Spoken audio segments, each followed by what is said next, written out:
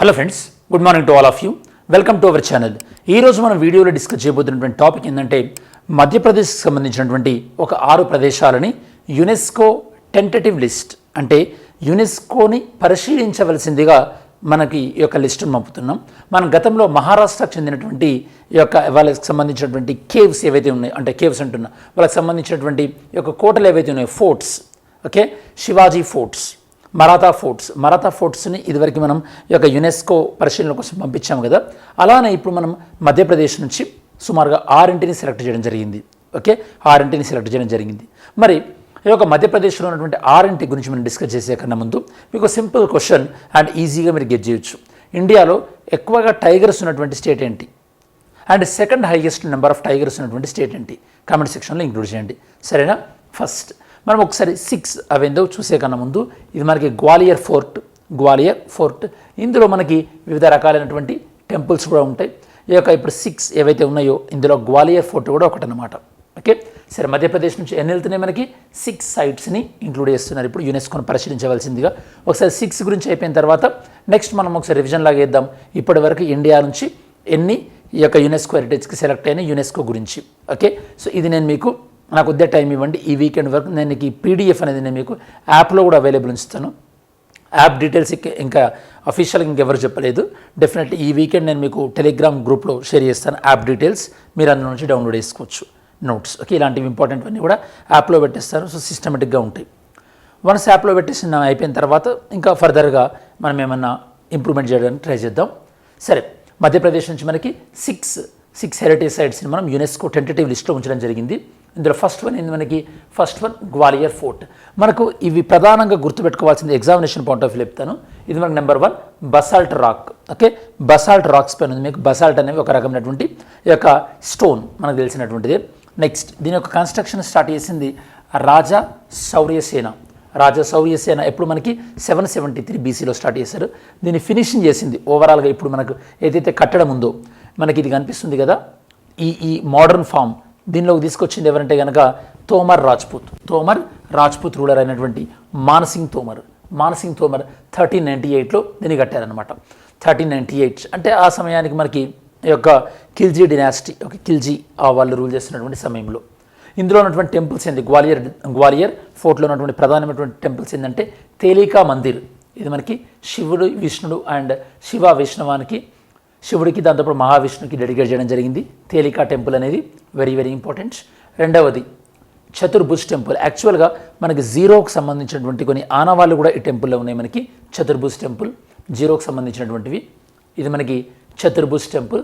ఇక్కడ మనకి ఒక జీరోకి సంబంధించినటువంటి ఆనవాళ్ళు అంటే వీటి యొక్క పెయింటింగ్స్ ఏవైతే ఉన్నాయో దానిపైన దాంతోపాటు ఇన్స్క్రిప్షన్ అంటే శాసనాలు ఏవైతే ఉన్నాయో దానిపైన, పెయింటింగ్స్ కాదు శాసనాలపైన జీరోకి సంబంధించినటువంటి ఆనవాళ్ళు లభించాయి ఈ టెంపుల్లో. నెక్స్ట్ ఇంకేముంది మనకి? నెక్స్ట్ మనకి ఈ యొక్క సాస్ బహు టెంపుల్ అనేది ఈ సాస్ బహు టెంపుల్, ఇది మనకి సాస్ బహు టెంపుల్స్. సో ఇవి మూడు కూడా మనకి గ్వాలియర్ ఫోర్ట్కి సంబంధించింది. అండ్ గ్వాలియర్ ఫోర్ట్ అనేది వన్ ఆఫ్ ద లిస్ట్లో ఉన్నటువంటి నెంబర్ 1 గ్వాలియర్ ఫోర్ట్. నెక్స్ట్ ఏముంది మనకి? నెక్స్ట్ మనకి హిస్టారికల్ గ్రూప్ ఆఫ్ దమ్నార్. ఈ యొక్క దమ్నార్ అంటే ఏంది? దేనికి సంబంధించింది? Rock cut caves. ఈ ఫోటోలు పెట్టడానికి ఉద్దేశం ఏంటంటే మీకు ఈజీగా అర్థమవుతుంది. ఫోటో చూస్తే సింపుల్గా మీరు టెక్స్ట్ ఒకసారి చదివారనుకోండి అర్థం కాదు. Rock cut temples and rock cut caves ఇది మనకు బుద్ధిజానికి సంబంధించింది. చూడొచ్చు ఇక్కడ మీరు ఒక రాక్ దాని లోపల తుడిచివేశారనమాట, అంటే కట్ చేశారు. ఇది మనకి బుద్ధిజానికి సంబంధించినటువంటి ఆర్కిటెక్చర్. ఇక్కడ బుద్ధుడు నిర్వాణ పోజ్లో ఉన్నటువంటి మనకి ఈ స్కల్ప్చర్స్ అంటే శిలలు కూడా మనకి కనిపిస్తుంది. మనకి కేవ్స్ ఎక్కడ? మనకి ఈ యొక్క దమ్నార్ దగ్గర ఉంది. ఇది రాక్స్ని కట్ చేశారు. ఇది మనకి గౌతమ్ బుద్ధుడు మనకి నిర్వాణ పోజులో ఉన్నట్టుగా, నిర్వాణ అంటే మోక్షం సాధించినటువంటి స్థితి అని చెప్పేసి. ఇది మనకి సుమారుగా 7th century ADకి సంబంధించింది అనమాట. ఇందులో మనకి స్తూపాలు కానీ చైత్యాలు కానీ ఇవన్నీ ఉన్నాయి. మనకి చైత్యాలు అంటే ఈ యొక్క బుద్ధిజానికి సంబంధించి ఏందో మీరే చెప్పాలి. బుద్ధిజంలో మనకి చైత్యాస్, విహారాస్ ఉంటాయి కదా మనకి. మరి చైత్యాస్ అంటే ఏందో కమెంట్ చేయండి. నెక్స్ట్ మనకి ఈ యొక్క భోజేశ్వర్ మహాదేవ్ టెంపుల్. ఈ యొక్క భోజేశ్వర్ మహాదేవ్ టెంపుల్ స్పెషాలిటీ ఏంటంటే ఇది మనకి శాండ్ స్టోన్, ఈ యొక్క ఇసుక రాతిపైన దీన్ని కట్టడం జరిగింది. శాండ్ స్టోన్ మనకి జాగ్రఫీలో మీరు మెటామార్ఫిక్ రాక్స్ అని చదువుంటారు మీరు. Metamorphic racks best example sand stone అనమాట. ఈ యొక్క భోజేశ్వర్ మహాదేవ్ టెంపుల్ ఇది మనకి 3 వరుసల్లో ఈ యొక్క శాండ్ స్టోన్ పైన నిర్మించబడింది. అండ్ దీన్ని శివుడికి డెడికేట్ చేయడం జరిగింది. దాంతోపాటు ఇది ప్రధానంగా మనకి రాజా భోజ్ రాజా భోజన్ యొక్క ప్యాట్రోనేజ్ అంటే తన సహాయంతో భోజ్పూర్లో నిర్మించారు. ఇది మనకి పరమారా పరమారా పీరియడ్ పరమారా వంశస్థుల టైంలో ఉన్నటువంటి ఆర్కిటెక్చర్కి ఇది అంటే బెస్ట్ ఎగ్జాంపుల్ అని మనం చెప్పొచ్చు. నెక్స్ట్ మనకి rock art sites of Chambal వ్యాలీలో లభించినటువంటి ఈ పెయింటింగ్స్ రాక్ ఆర్ట్ దీన్ని కూడా ఈ 6 వాటిలో ఉన్నాయన్నమాట మనకి. అలానే కూనీ బండారా కూనీ బండారా అనేది మనకి మొఘల్స్ టైంలో నిర్మించినటువంటి under ground water system water management. ఇది మనకి బుర్హాన్పూర్లో ఉంది, మధ్యప్రదేశ్. ఇది మనకి మొఘల్స్ టైంలో దీన్ని మనకి నిర్మించినటువంటి లోకల్ రూలర్ ఎవరు మనకి అబ్దుర్ రహీం కన్కానా 1615లో 1600s అంటే అప్రాక్సిమేట్గా మనకి ఈ టైంలో మనకి అక్బర్ ఉండేటటువంటి అవకాశం ఉంటుంది.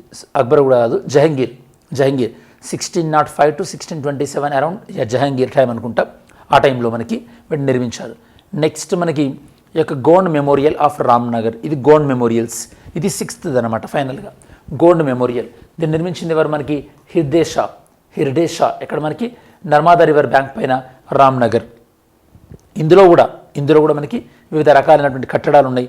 మోతీ మహల్, రాజ్ మహల్, అలానే రాయ్ బగట్ కి కోటి, విష్ణు మందిర్, బేగం మహల్ అండ్ దల్బదర్ మహల్. ఇవన్నీ కూడా దీనికి సంబంధించినటువంటి వివిధ రకాల అంటే లోపల ఉన్నటువంటి స్ట్రక్చర్స్ అన్నమాట. ఇది మనకి 6 ప్లేసెస్. ఈ విధంగా మనకి మధ్యప్రదేశ్కి సంబంధించినటువంటి వీటిని యునెస్కో టెంటేటివ్ లిస్ట్లో ఉంచారనమాట. యునెస్కోను పరిశీలించామని చెప్పేసి అడుగుతున్నాం మనం. మరి యునెస్కో మనకి ఎస్టాబ్లిష్ అయింది 1945. యునెస్కో హెడ్ క్వార్టర్ వచ్చేసి మనకి ప్యారిస్. ఇండియా కూడా మెంబర్ ఇందులో మొత్తం 195. ఓవరాల్గా యునెస్కో వాళ్ళ చేత గుర్తించబడినటువంటి సైట్స్ ఇండియాలో మనకి ఓవరాల్గా 42 ఉన్నాయి. 42 ఉన్నాయి మనకి. యునెస్కో అనేది మనకి యుఎన్ఓ యొక్క స్పెషలైజ్డ్ ఏజెన్సీ. యుఎన్ఓలో ఏ సంస్థకు అనుబంధంగా ఉంటుందంటే యుఎన్ ఎకోసాక్, United Nations economic and social council అంటే ఐక్యరాజ్య సమితిలోని ఆర్థిక మరియు సామాజిక మండలికి అనుబంధ సంస్థ అనమాట. మనకి యునెస్కోలో మెంబర్షిప్ ఉండి cook islands, Niue and Palestine ఇవి యునెస్కోలో మెంబర్షిప్ ఉంది, కాకపోతే వీళ్ళకి యుఎన్ఓలో మెంబర్షిప్ లేదు. యాక్చువల్లీ పాలస్తీనాకు యునెస్కోలో మెంబర్షిప్ ఇచ్చినందుకు గాను ఇజ్రాయిల్, యుఎస్ఏ వీళ్ళు రెండు కూడా యునెస్కో నుంచి మెంబర్షిప్లోకి వెళ్ళిపోయారు. అంటే ఇజ్రాయిల్, యుఎస్ఏ, లెచెన్స్టీన్ ఈ 3 దేశాలు యునెస్కోలో మెంబర్షిప్ లేవు, యుఎన్ఓలో మెంబర్షిప్ ఉన్నటువంటి దేశాలు. ఐక్యరాజ్య సమితిలో మెంబర్షిప్ ఉండి యునెస్కోలో మెంబర్షిప్ లేనటువంటి దేశాలు అనమాట. రీసెంట్గా మనం లెచెన్స్టీన్తో మనకి ఫ్రీ ట్రేడ్ అగ్రిమెంట్ కూడా జరిగింది. యుఎస్ఏ ఆల్రెడీ యునెస్కోలో జాయిన్ అయ్యేటువంటి ప్రాసెస్లో ఉంది. ఇజ్రాయెల్ మాత్రం జాయిన్ అవ్వాలనుకోవట్లేదు, ఎందుకంటే పాలస్తీనాకు మెంబర్షిప్ ఇచ్చారని చెప్పేసి జాయిన్ అవ్వట్లేదు. యునెస్కో ప్రధానంగా తీసుకున్నటువంటి ఇనిషియేటివ్స్ చర్యలు ఏంటంటే man and biosphere programme, world heritage programme, global geo park network and network of creative sites. ఇవి ప్రధానంగా ఈ 4 యునెస్కో చేపడుతుంటుంది. ఇండియాలో మొత్తం 42కి యునెస్కో గుర్తింపు వచ్చింది. రీసెంట్గా గుర్తింపు వచ్చిన వాటికి మీరు హొయసలా సామ్రాజ్యానికి సంబంధించినటువంటి టెంపుల్స్, అలానే మనకి శాంతినికేతన్ కూడా గుర్తింపు వచ్చింది. అంతకన్నా ముందు మనకి రామప్ప గుర్తింపు వచ్చింది. అలానే మనకి ఇండస్ వ్యాలీ సివిలైజేషన్ సంబంధించినటువంటి ధోలావీరా కూడా గుర్తింపు వచ్చింది. ఇవన్నీ కూడా 39, 40, 41, 42. ఈ 42లో 34 ఏమో కల్చర్కి సంబంధించింది, 7 నేచర్కి సంబంధించింది, 1 is మిక్స్డ్ సైట్స్.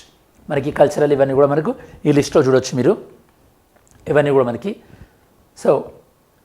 రాణికి వావ్, అలానే Mahabodhi temple, mountain railways, Champaner, Pavagadh archaeological sites, Humayun tomb కల్చర్కి సంబంధించినటువంటి, అలానే Agra fort, Ajanta caves, Ellora caves. ఇవన్నీ మిక్స్డ్ సైట్ ఏంటంటే మనకి కాంచన్జంగా నేషనల్ పార్క్ సిక్కింలో ఉంది. ఇది మనకి మిక్స్డ్ వన్.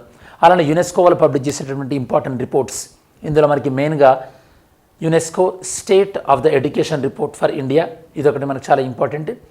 దాని తర్వాత మనకి గ్లోబల్ ఎడ్యుకేషన్ మానిటరింగ్ రిపోర్ట్స్, ఇవి ప్రధానంగా మనకి. అలానే world trend in the freedom of expression and media development, ఇవి ప్రధానంగా యునెస్కో పబ్లిష్ చేసేటువంటి రిపోర్ట్స్. సరే, మనం వీడియో చివరిలోకి వచ్చేస్తాం కాబట్టి ఈ వీడియోలో మెయిన్గా మనం డిస్కస్ చేసినటువంటి అంశాలు ఏంది, మధ్యప్రదేశ్ నుంచి ఒక 6 ప్లేసెస్ని యునెస్కో టెంటేటివ్ లిస్ట్కి ప్రతిపాదించడం జరిగింది. దానికి సంబంధించినటువంటి వివరణ అనమాట. ఐ హోప్ మీకు ఈ వీడియో యూస్ఫుల్ అయింది అనుకుంటున్నాను. Have a great day. Thanks for watching this video. జై హింద్.